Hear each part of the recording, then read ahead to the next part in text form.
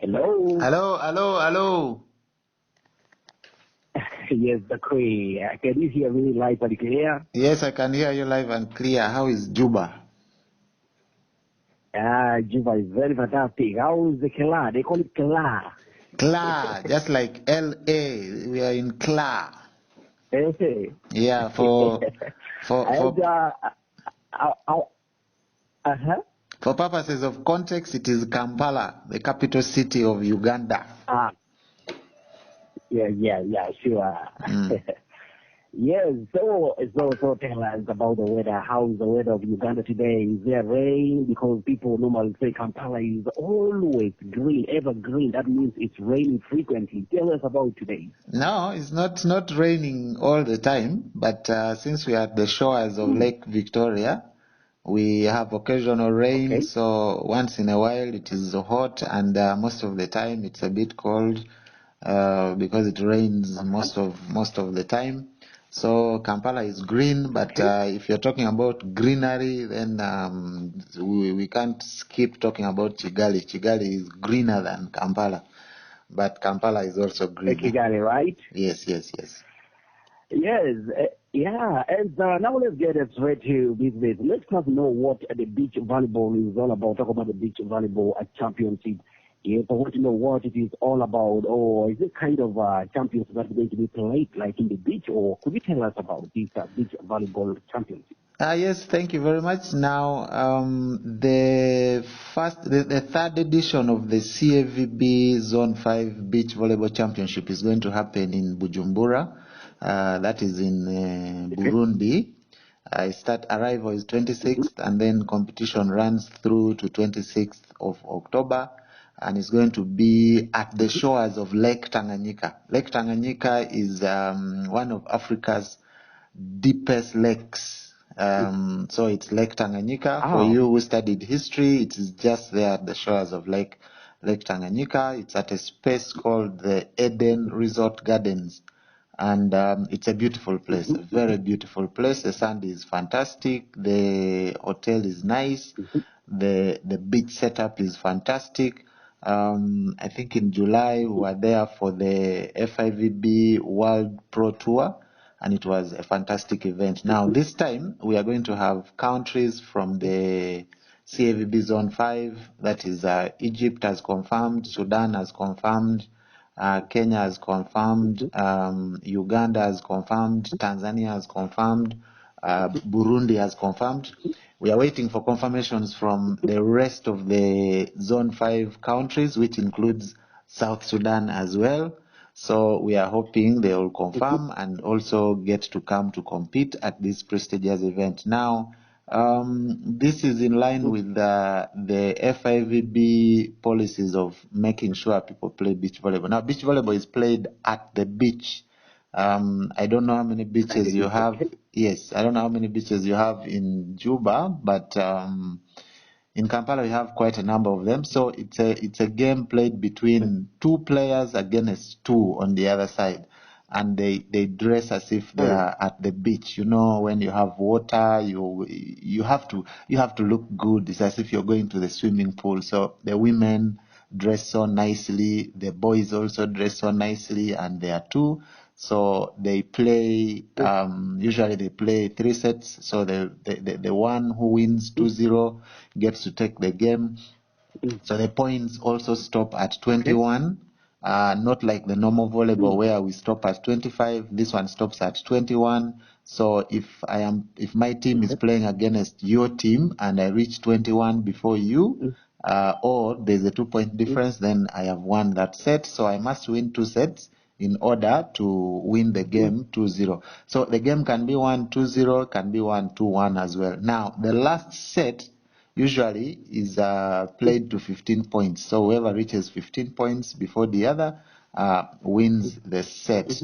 So basically that is how it's played. Now, South Sudan has some players who actually play beach volleyball, because I've covered them in Uganda. We have Thorn Makar who plays beach volleyball. There's another player who is now in Algeria, also plays beach volleyball.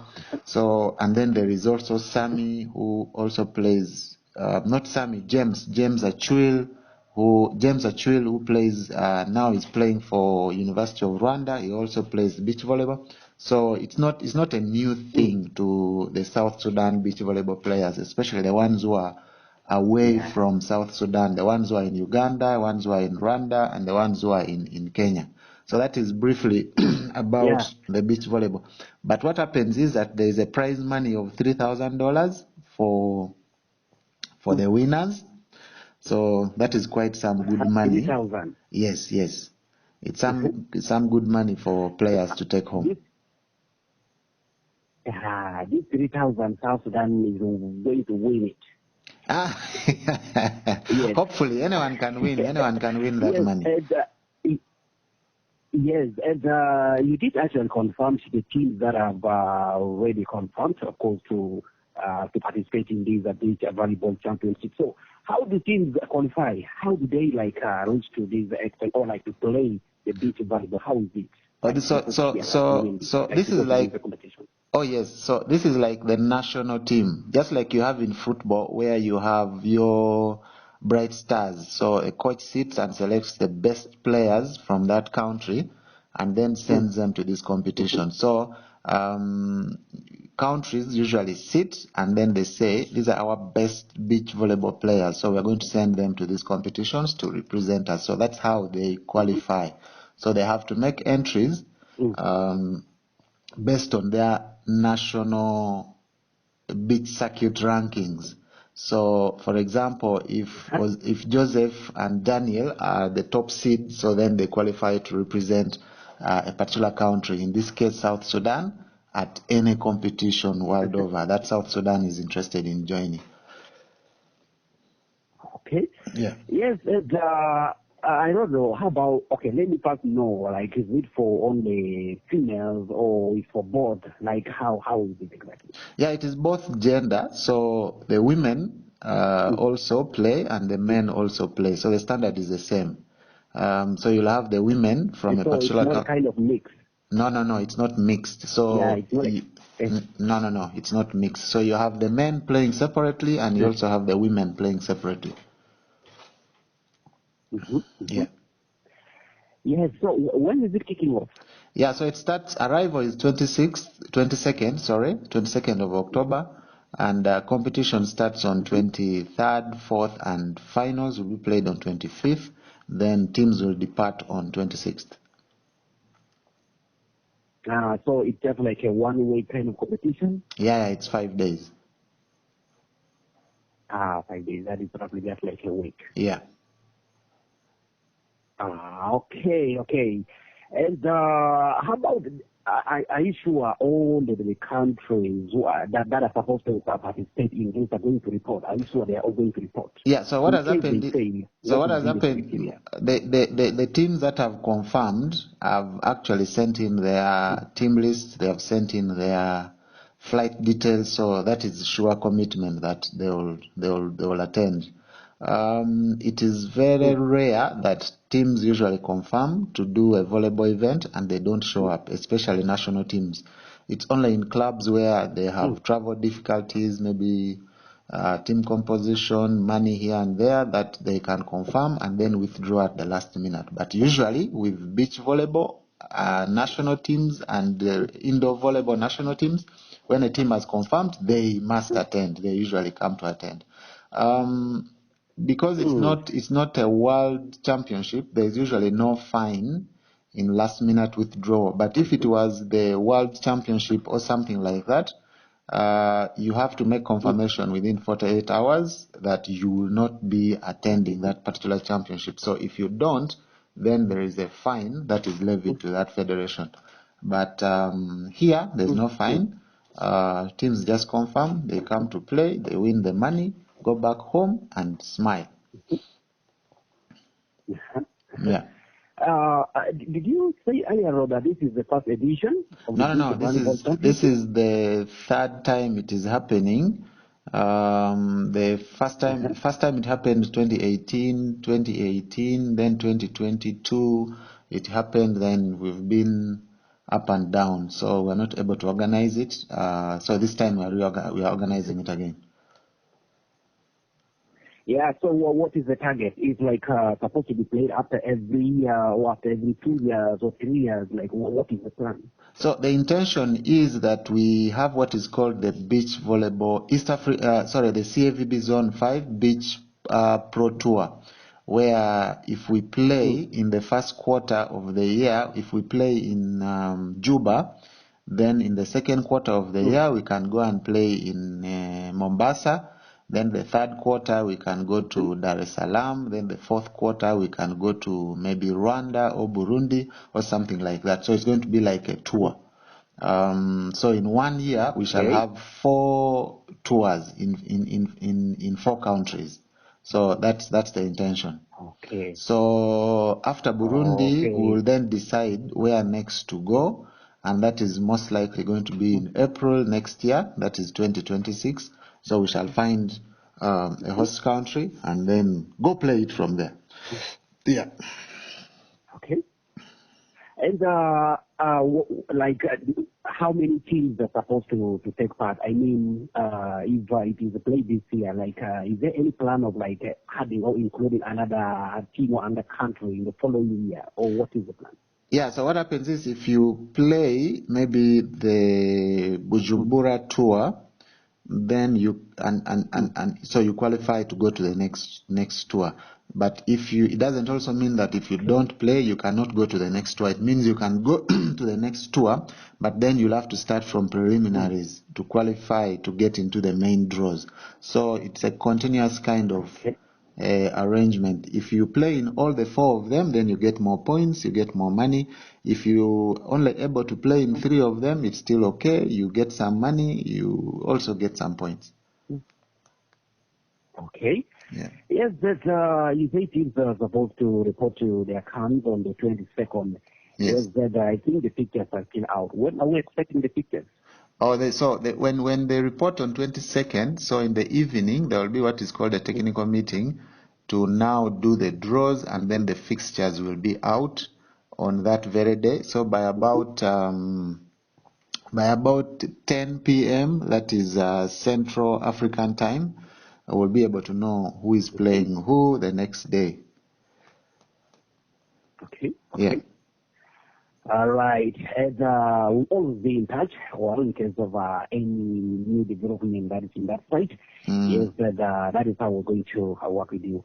And what will be your final message to all the sport lovers here who are getting the light and play around the world, particularly in Juba right about now? Okay, before I say something about on that, I would like to update you that also you have so many South Sudanese playing in the Rwanda National Volleyball League. So they had a game yesterday, and Reg, which has a South Sudanese called Thorn Maka, lost 3-0 to Kepler. And also in the women, APR Volleyball Club beat Kepler also 3-1. That is in the Rwanda National Volleyball League. But also in the same league, I think South Sudan has gotten the first professional female volleyball player. That is Abuk Wall. She's commonly known as Abuke. So Abuke has signed for Rwanda Revenue Authority, I think from Cobra Volleyball Club. So she'll be playing in Rwanda, and I think by next week she has her first game. I'll give you an update on that. So she's the first professional. I can say she's the first professional volleyball player from South Sudan, female. And then you have James Achul. People call him James Lee. So for him, he has moved from Police Volleyball Club. Now he's going to play for East African University in Rwanda. Then in the Uganda Volleyball League, the league was launched last Friday, and Sportes Volleyball Club, where one of the South Sudanese also plays, called GUM, lost 3-0 to Nemo Stars. So that is basically South Sudanese volleyballers around East Africa. Now, back to your question. Yes, back to your question. The message I have for sports lovers around the world, around South Sudan, is that they should always encourage their children to play sports. whatever sport it is, let your child play as many sports discipline as 8 before they reach 18 years, so that when they reach 16 or 18, they are able to choose a sport they are in, because now sport is giving people employment. People make lots of monies. You've seen the NBA where people get tons of monies. Football is doing the same, and soon volleyball players will be earning lots of money. So much as we are focusing on academics, we are focusing on culture, let's also put some time to introduce our children to sport so that they are healthy, they are disciplined, and they can also get some money. So that is my message to the sports lovers around the world. All right. Thank you so much, Okwee, for your time. It's my pleasure. It's my pleasure. Anytime.